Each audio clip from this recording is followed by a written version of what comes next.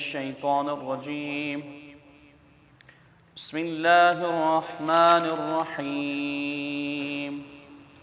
لا يحب الله الجهر بالسوء من القول إلا من ظلم، وكان الله سميعا عليما. إن تبدوا خيرا أو تخفوه أو تعفوا عن سوء فإن الله كان عفوا قديرا.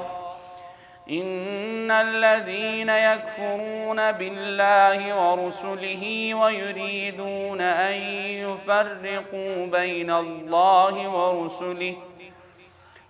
الله ورسله ويقولون نؤمن ببعض ونكفر ببعض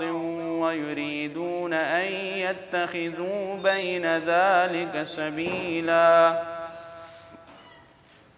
أولئك هم الكافرون حقا، وأعتدنا للكافرين عذابا مهينا. والذين آمنوا بالله ورسله ولم يفرقوا بين أحد منهم أولئك سوف يؤتيهم أجورهم، وكان الله غفورا رحيما. يسألك أهل الكتاب أن تنزل عليهم كتابا من السماء، فقد سألوا موسى أكبر من ذلك فقالوا أرنا الله جهرة فأخذتهم الصاعقة بظلمهم ثم اتخذوا العجل من بعد ما جاءتهم البينات فعفونا عن ذلك وآتينا موسى سلطانا مبينا. ورفعنا فوقهم الطور بميثاقهم وقلنا لهم ادخلوا الباب سجدا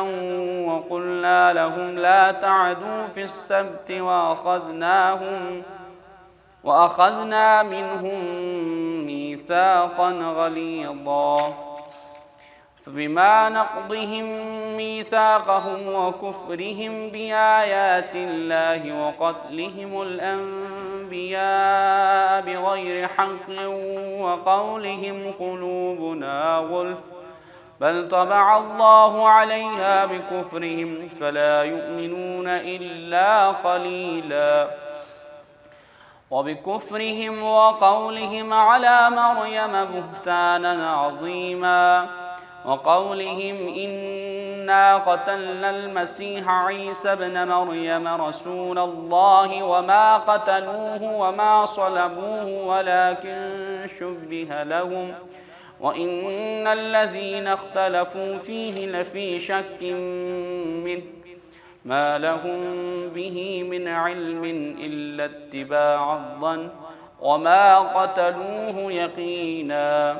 بل رفعه الله إليه وكان الله عزيزا حكيما. وإن من أهل الكتاب إلا ليؤمنن به قبل موته ويوم القيامة يكون عليهم شهيدا. فبظلم من الذين هادوا حرمنا عليهم طيبات أحلت لهم وبصدهم عن سبيل الله كثيرا وأخذهم الربا وقد نهوا عنه وأكلهم أموال الناس بالباطل وأعتدنا للكافرين منهم عذابا أليما. لكن الراسخون في العلم منهم والمؤمنون يؤمنون بما أنزل إليك وما أنزل من قبلك والمقيمين الصلاة والمؤتون الزكاة والمؤمنون بالله واليوم الآخر أولئك سنؤتيهم أجرا عظيما. إنا أوحينا إليك كما أوحينا إلى نوح والنبيين من بعده وأوحينا إلى إبراهيم وإسماعيل وإسحاق ويعقوب والأسباط وعيسى وأيوب ويونس وهارون وسليمان وآتينا داود زبورا ورسلا قد قصصناهم عليك من قبل ورسلا لم نقصصهم عليك وكلم الله موسى تكليما رسلا مبشرين ومنذرين لئلا يكون للناس على الله حجة بعد الرسل وكان الله عزيزا حكيما لكن الله يشهد بما أنزل إليك أنزله بعلمه والملائكة يشهدون وكفى بالله شهيدا إن الذين كفروا وصدوا عن سبيل الله قد ضلوا ضلالا بعيدا إن الذين كفروا وظلموا لم يكن الله ليغفر لهم ولا ليهديهم طريقا إلا طريق جهنم خالدين فيها أبدا وكان ذلك على الله يسيرا يا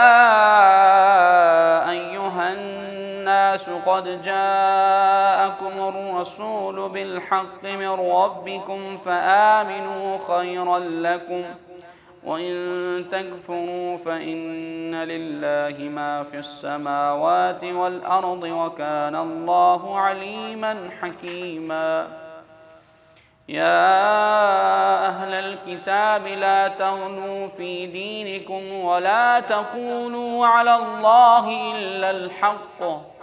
إنما المسيح عيسى ابن مريم رسول الله وكلمته ألقاها إلى مريم وروح منه فآمنوا بالله ورسله ولا تقولوا ثلاثة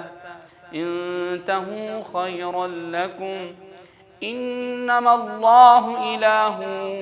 واحد سبحانه أن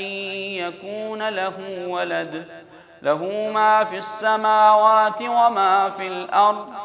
وكفى بالله وكيلا لن يستنكف المسيح أن يكون عبدا لله ولا الملائكة المقربون ومن يستنكف عن عبادته ويستكبر فسيحشرهم إليه جميعا فأما الذين آمنوا وعملوا الصالحات فيوفيهم أجورهم ويزيدهم من فضله وأما الذين استنكفوا واستكبروا فيعذبهم عذابا أليما ولا يجدون لهم من دون الله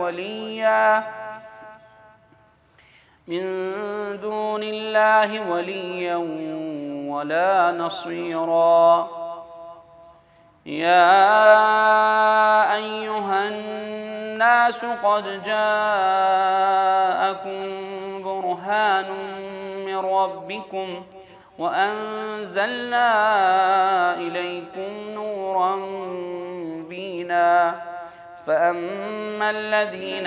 آمنوا بالله واعتصموا به فسيدخلهم في رحمة منه وفضل ويهديهم إليه صراطا مستقيما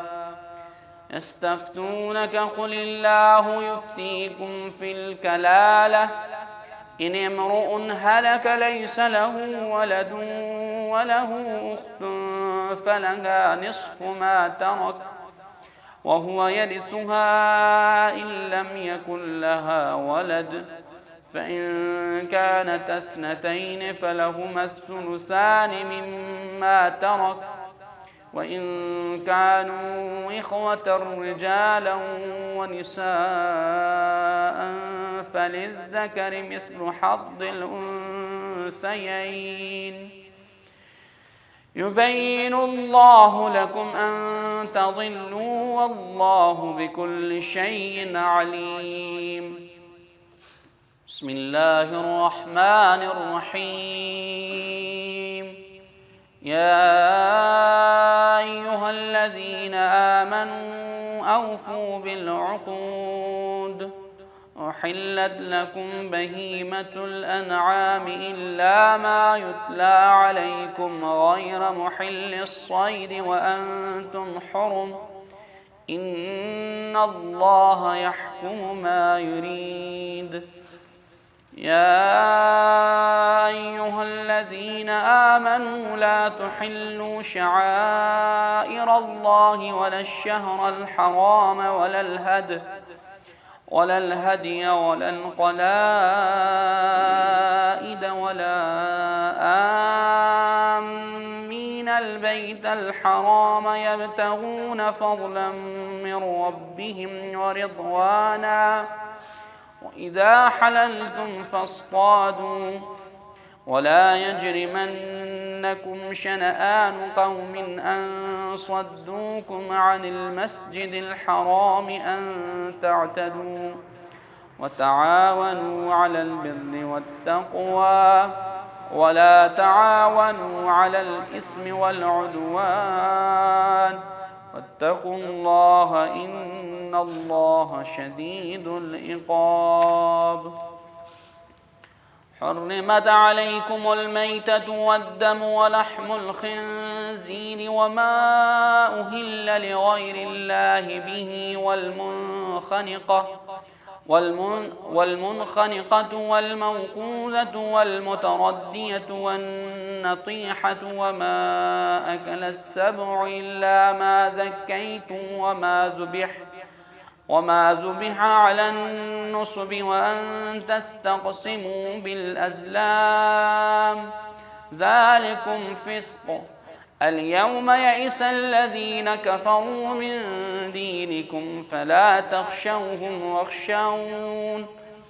اليوم أكملت لكم دينكم وأتممت عليكم نعمتي ورضيت لكم الإسلام دينا، فمن اضطر في مخمصة غير متجانف لإثم فإن الله غفور رحيم. يسألونك ماذا أحل لهم، قل أحل لكم الطيبات وما علمتم من الجوارح مكلبين تعلمونهن مما علمكم الله، فكلوا مما أمسكنا عليكم واذكروا اسم الله عليه واتقوا الله إن الله سريع الحساب. اليوم أحل لكم الطيبات وطعام الذين أوتوا الكتاب حل لكم وطعامكم حل لهم، والمحصنات من المؤمنات والمحصنات من الذين أوتوا الكتاب من قبلكم إذا آتيتموهن أجورهن محصنين غير مسافحين ولا متخذي أخدان، ومن يكفر بالإيمان فقد حبط عمله وهو في الآخرة من الخاسرين. يا أيها الذين آمنوا إذا قمتم إلى الصلاة فاغسلوا وجوهكم وأيديكم إلى المرافق وامسحوا برؤوسكم وأرجلكم إلى الكعبين، وإن كنتم جنبا فاطهروا وإن كنتم مرضى أو على سفر أو جاء أحد منكم من الغائط أو لامستم النساء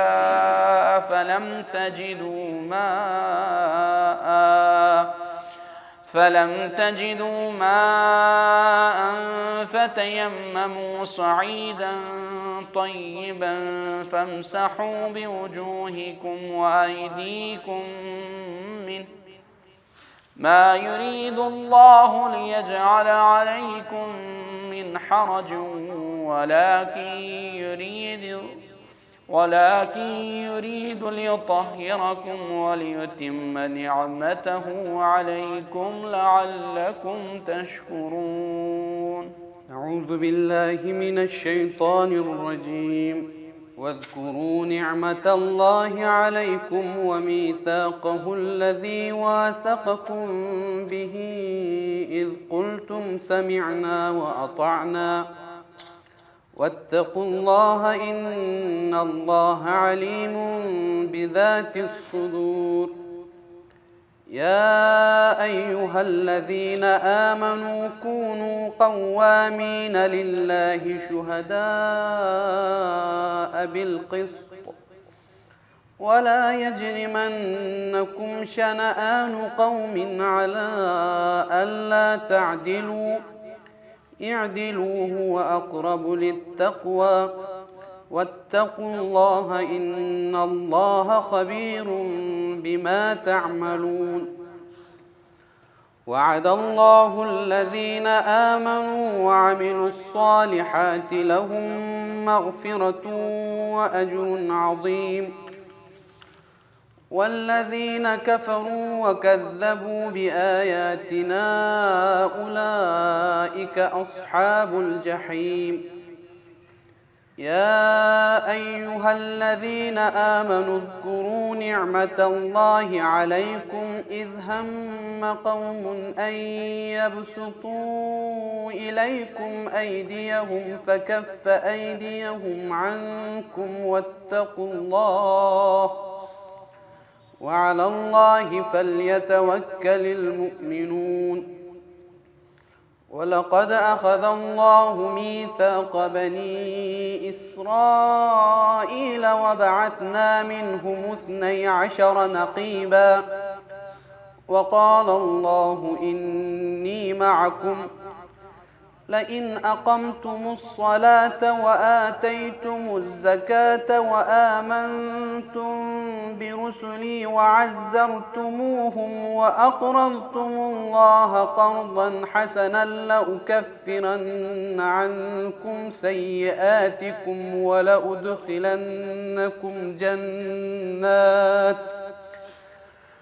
ولأدخلنكم جنات تجري من تحتها الأنهار فمن كفر بعد ذلك منكم فقد ضل سواء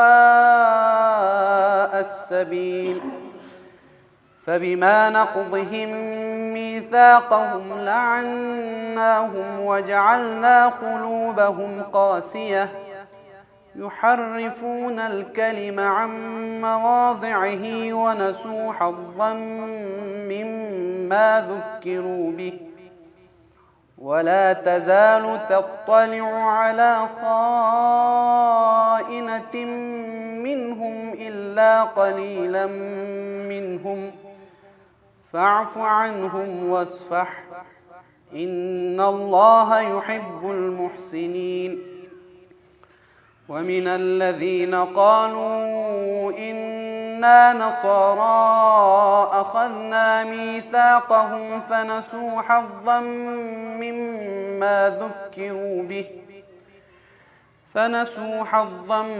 مما ذكروا به فأغرينا بينهم العداوة والبغضاء إلى يوم القيامة وسوف ينبئهم الله بما كانوا يصنعون. يا أهل الكتاب قد جاءكم رسولنا يبين لكم كثيرا مما كنتم تخفون من الكتاب ويعفو عن كثير. قد جاءكم من الله نور وكتاب مبين يهدي به الله من اتبع رضوانه سبل السلام ويخرجهم من الظلمات إلى النور بإذنه ويهديهم إلى صراط مستقيم. لقد كفر الذين قالوا إن الله هو المسيح ابن مريم قل فمن يملك من الله شيئا إن أراد أن يهلك المسيح ابن مريم وأمه ومن في الأرض جميعا ولله ملك السماوات والأرض وما بينهما يخلق ما يشاء والله على كل شيء قدير. وقالت اليهود والنصارى نحن أبناء الله وأحباؤه قل فلم يعذبكم بذنوبكم بل أنتم بشر ممن خلق يغفر لمن يشاء ويعذب من يشاء ولله ملك السماوات والأرض وما بينهما وإليه المصير. يا أهل الكتاب قد جاءكم رسولنا يبين لكم على فترة من الرسل أن تقولوا ما جاءنا من بشير ولا نذير فقد جاءكم بشير ونذير والله على كل شيء قدير. وإذ قال موسى لقومه يا قوم اذكروا نعمة الله عليكم إذ جعل فيكم أنبياء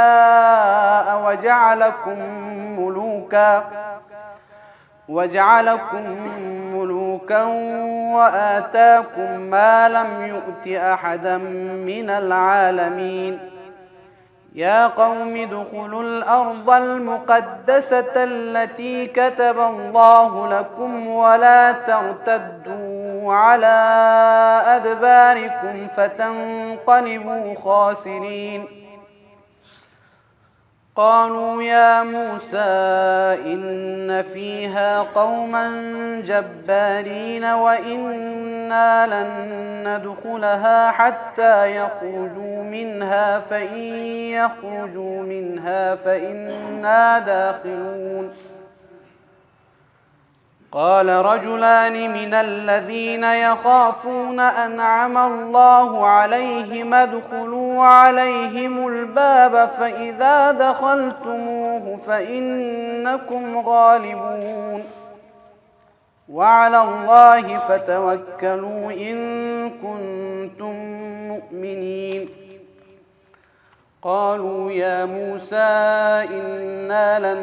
ندخلها أبدا ما داموا فيها فاذهب أنت وربك فقاتلا إنا هاهنا قاعدون. قال رب إني لا أملك إلا نفسي وأخي فافرق بيننا وبين القوم الفاسقين. قال فإنها محرمة عليهم 40 سنة يتيهون في الأرض فلا تأس على القوم الفاسقين. واتل عليهم نبأ ابني آدم بالحق إذ قربا قربانا فتقبل من أحدهما ولم يتقبل من الآخر قال إنما يتقبل الله من المتقين لئن بسطت إلي يدك لتقتلني ما أنا بباسط يدي إليك لأقتلك إني أخاف الله رب العالمين إني أريد أن تبوء بإثمي وإثمك فتكون من أصحاب النار وذلك جزاء الظالمين فطوعت له نفسه قتل أخيه فقتله فأصبح من الخاسرين فطوعت له نفسه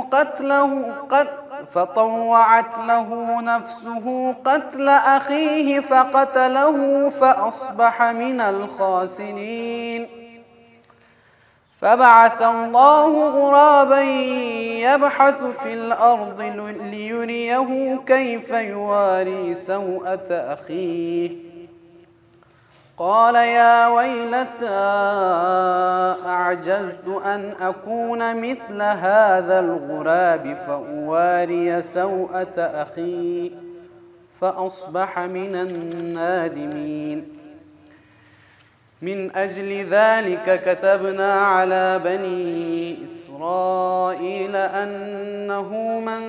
قتل نفسا بغير نفس أو فساد في الأرض فكأنما قتل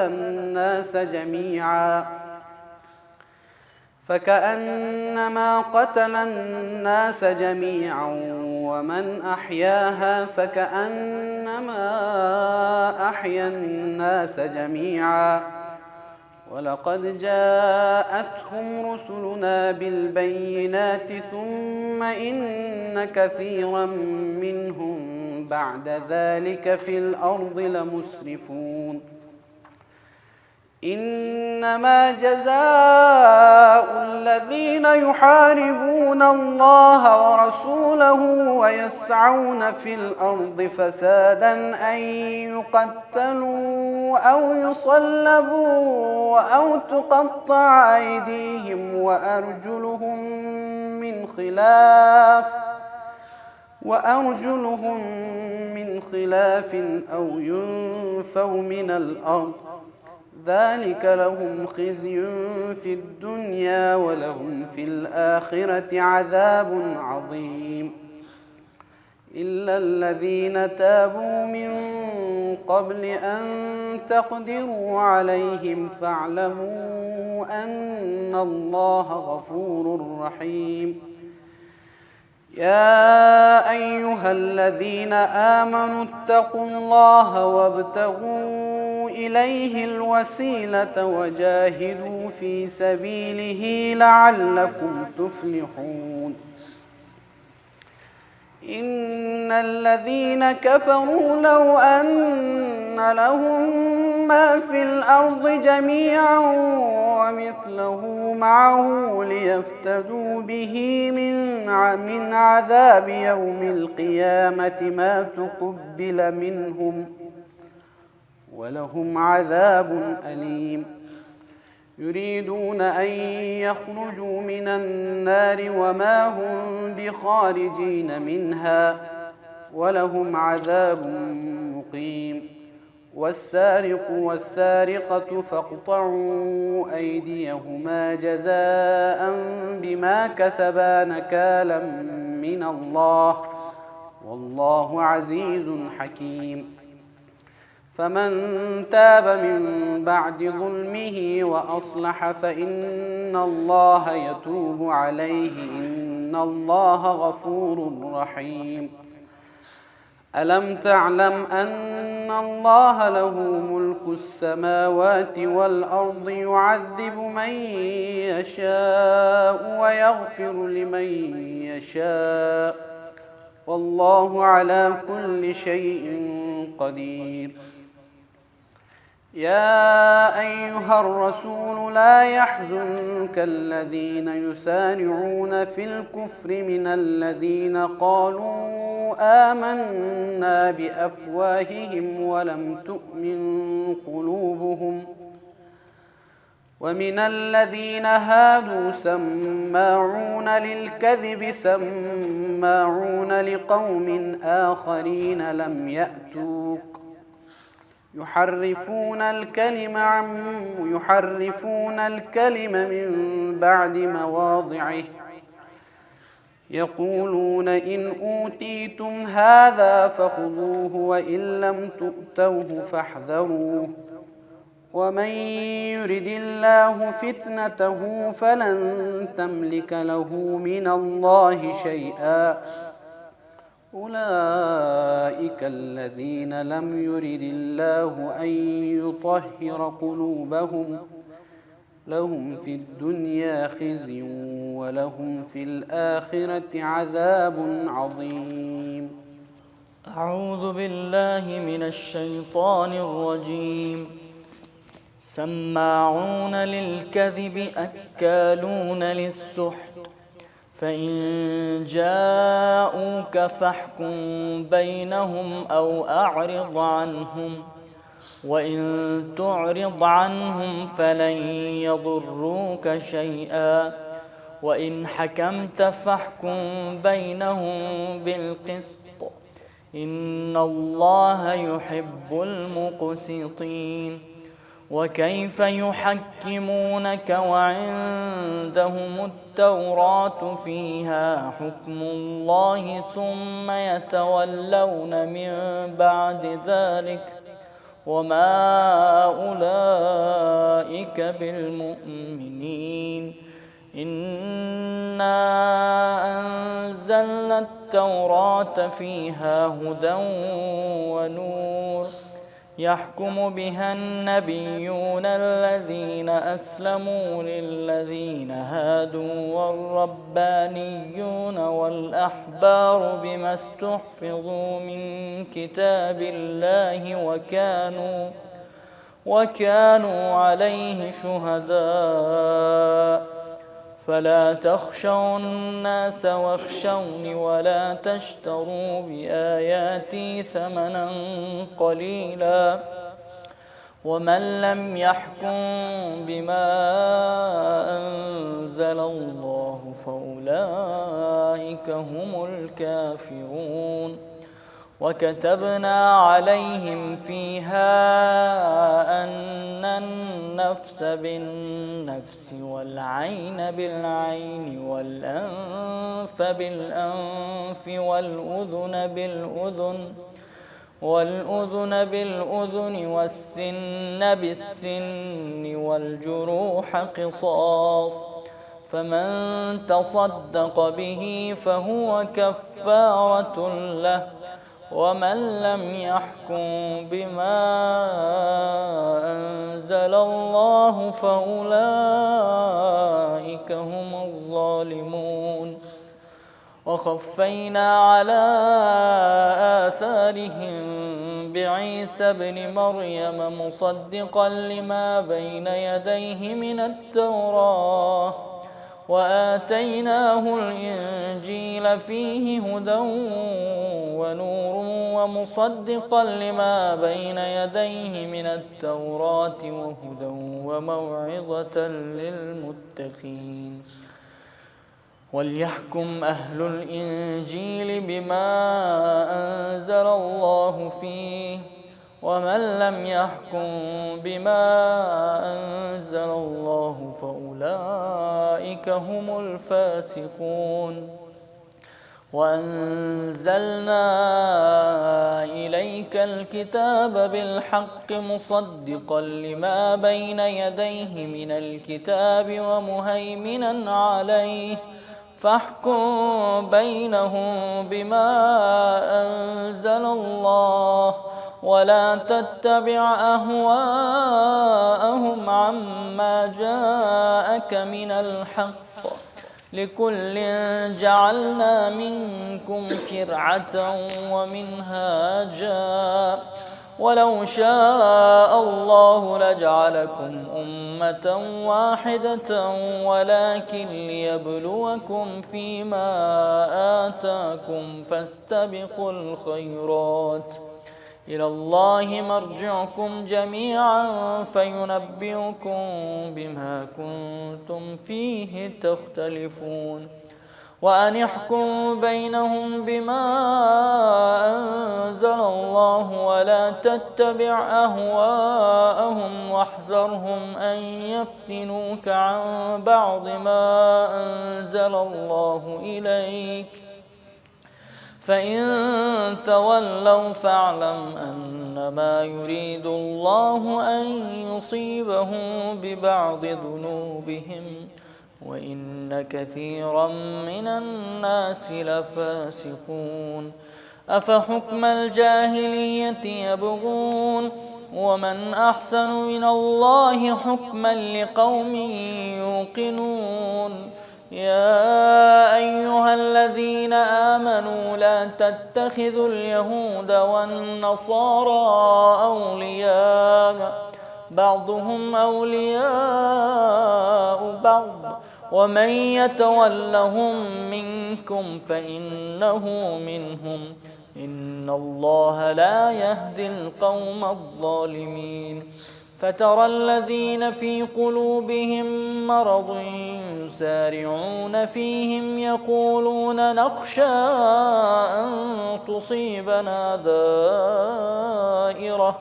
فعسى الله أن يأتي بالفتح أو أمر من عنده فيصبحوا على ما أسروا في أنفسهم نادمين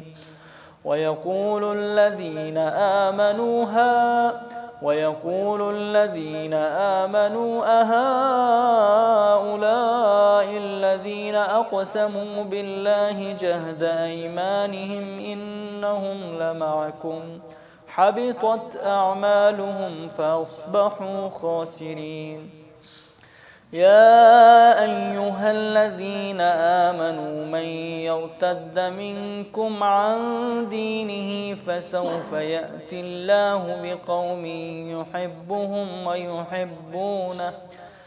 فسوف يأتي الله بقوم يحبهم ويحبونه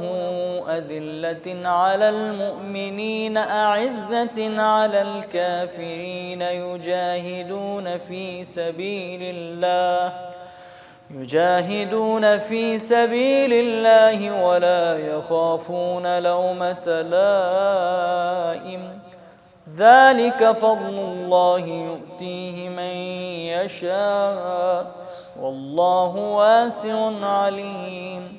إنما وليكم الله ورسوله والذين آمنوا الذين يقيمون الصلاة ويؤتون الزكاة وهم راكعون ومن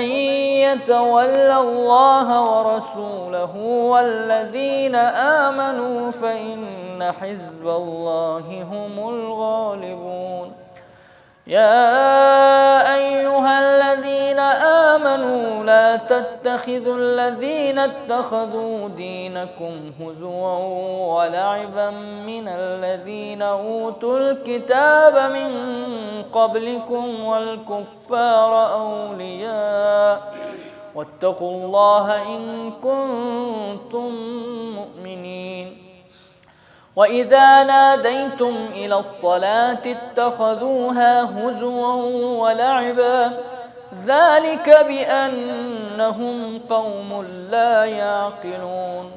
قل يا أهل الكتاب هل تنقمون منا إلا أن آمنا بالله وما أنزل إلينا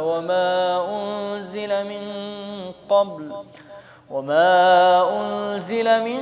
قبل وأن أكثرهم فاسقون قل هل أنبئكم بشر من ذلك مثوبة عند الله من لعنه الله وغضب عليه وجعل منهم القردة والخنازير وعبد الطاغوت أولئك شر مكانا وأضل عن سواء السبيل وإذا جاءوكم قالوا آمنا وقد دخلوا بالكفر وهم قد خرجوا به والله أعلم بما كانوا يكتمون وترى كثيرا منهم يسارعون في الإثم والعدوان وأكلهم السحت لبئس ما كانوا يعملون لولا ينهاهم الربانيون والأحبار عن قولهم الإثم وأكلهم السحت لبئس ما كانوا يصنعون وقالت اليهود يد الله مغلولة غلت أيديهم ولعنوا بما قالوا بل يداه مبسوطتان ينفق كيف يشاء وليزيدن كثيرا منهم ما أنزل إليك من ربك طغيانا وكفرا وألقينا بينهم العداوة والبغضاء إلى يوم القيامة كلما أوقدوا نارا للحرب أطفأها الله ويسعون في الأرض فسادا والله لا يحب المفسدين ولو أن أهل الكتاب آمنوا واتقوا لكفرنا عنهم سيئاتهم ولأدخلناهم جنات النعيم ولو أنهم أقاموا التوراة والإنجيل وما أنزل إليهم من ربهم لأكلوا من فوقهم ومن تحت أرجلهم منهم أمة مقتصدة وكثير منهم ساء ما يعملون يا أيها الرسول بلغ ما أنزل إليك من ربك وإن لم تفعل فما بلغت رسالته والله يعصمك من الناس إن الله لا يهدي القوم الكافرين قل يا أهل الكتاب لستم على شيء حتى تقيموا التوراة والإنجيل وما أنزل إليكم من ربكم وليزيدن كثيرا منهم ما أنزل إليك من ربك طغيانا وكفرا فلا تأس على القوم الكافرين إن الذين آمنوا والذين هادوا والصابئون والنصارى من آمن بالله واليوم الآخر وعمل صالحا فلا خوف عليهم ولا هم يحزنون لقد أخذنا ميثاق بني إسرائيل وأرسلنا إليهم رسلا كلما جاءهم رسول بما لا تهوى أنفسهم فريقا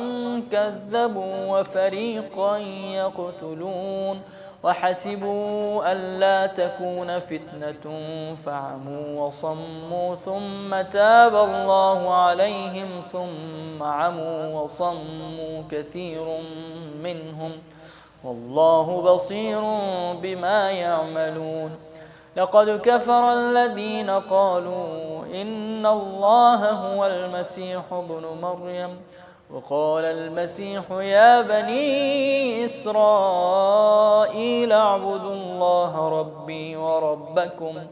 إنه من يشرك بالله فقد حرم الله عليه الجنة ومأواه النار وما للظالمين من أنصار لقد كفر الذين قالوا إن الله ثالث ثلاثة وما من إله إلا إله واحد وإن لم ينتهوا عما يقولون ليمسن الذين كفروا منهم عذاب أليم. أفلا يتوبون إلى الله ويستغفرونه والله غفور رحيم. ما المسيح ابن مريم إلا رسول قد خلت من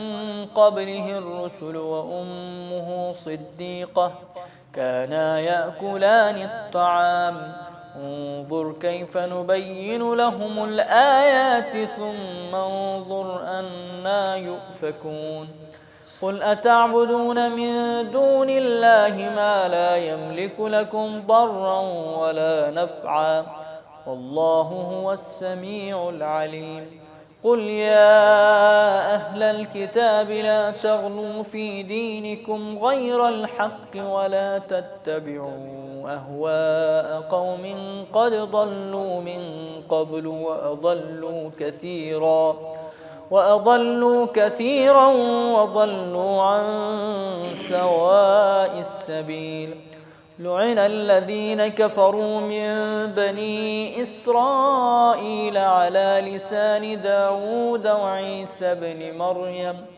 ذلك بما عصوا وكانوا يعتدون. كانوا لا يتناهون عن منكر